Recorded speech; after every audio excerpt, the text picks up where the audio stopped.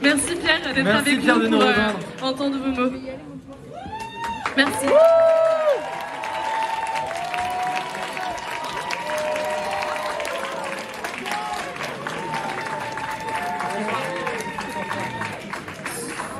Bonsoir à tous et à toutes. J'étais sur France 5 en train d'expliquer que non, ça n'était pas une candidature de plus, c'était le rassemblement qui est en train de se créer.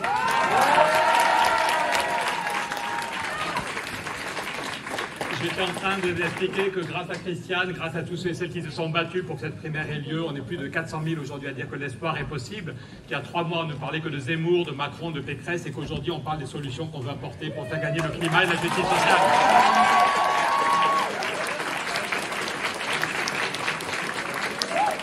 Donc, désolé pour le retard, mais j'étais là pour dire que le combat continue. Certains nous disent, mais c'est trop tard, la gauche va se planter, l'écologie c'est foutu, le climat c'est foutu.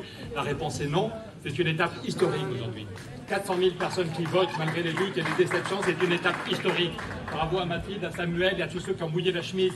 Parce que des gens comme Christiane ou moi, tous les jours, on a des compliments. Mais on oublie tous ceux et celles qui ont fait des nuits blanches pour que cette primaire ait lieu.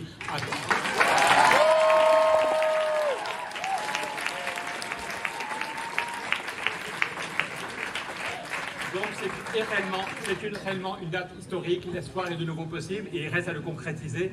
Et je fais confiance à Christiane et à tous ceux et celles qui vont travailler avec elle pour continuer le rassemblement. Il y a 5 ans, c'est fin février que le rassemblement s'était fait. C'est pas notre famille politique, mais c'était de mémoire le 22 février que François Bayrou avait dit « Je renonce à ma candidature, j'ai un accord sur 3 points importants avec Macron » et c'est ça qui avait créé une dynamique qui avait amené Macron au pouvoir. Est-ce que nous, on est tellement stupides qu'on n'est pas capable de se rassembler 400 000 personnes qui donnent encore plus... Elle avait déjà pas mal de force, on connaît Christiane depuis des années, elle avait déjà des valeurs assez ancrées dans son parcours, mais 400 000 personnes qui lui disent « On est avec vous, on est avec toi pour le rassemblement », non pas pour l'avenir de la gauche, mais parce qu'il y a des retraités qui gagnent 800 € par mois, les femmes à la retraite qui gagnent 800 € par mois, et si Macron gagne, elles vont faire baisser.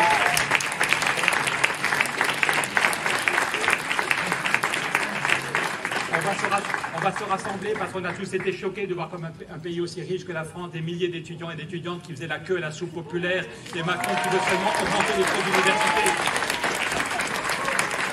Donc si on gagne avec Christiane Taubira les présidentielles et les législatives, on fera voter dès le mois de juillet la loi qui permettra de créer une allocation d'autonomie pour tous les jeunes, comme ça existe au Danemark. La loi qui permettra à tous et toutes l'accès à l'université, contrairement à ce que veut faire Macron. La loi...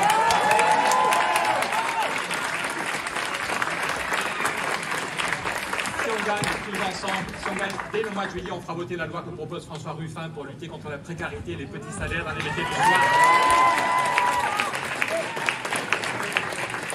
Si on gagne et que Christiane est à l'Élysée dès le mois d'avril, au mois de mai, on fera un sommet européen et toutes les réformes qui sont bloquées par Macron, on pourra les débloquer. C'est Macron qui bloque la taxe sur la spéculation. C'est Emmanuel Macron qui ne veut pas d'une directive, alors que même la Commission européenne veut faire une directive pour faire reculer la précarité. C'est Macron qui bloque. Je vais laisser la parole à Christiane, mais oui, on va gagner tous ensemble.